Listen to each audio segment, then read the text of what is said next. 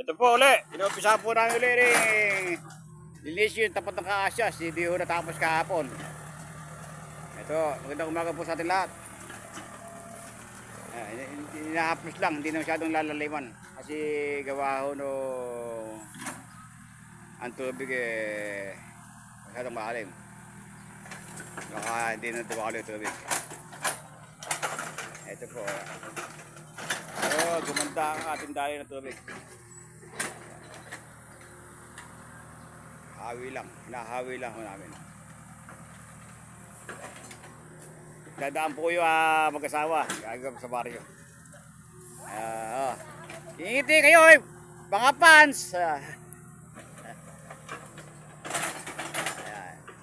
Ito po kami sa tapat ng kaasyas. Ito po sa pamagitan po ni Kapitang One at Team 1. Lahat po ng konsyel nakatulong ko rin. Lahat po katulong ko po sa pag-aayos ito sa aming barangay. Kagaganda po ng aming barangay. Tulong-tulong po kami lahat na sanggunian.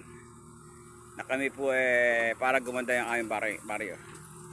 Dire-diretso po ang daloy ng basura at daloy po ng tubig.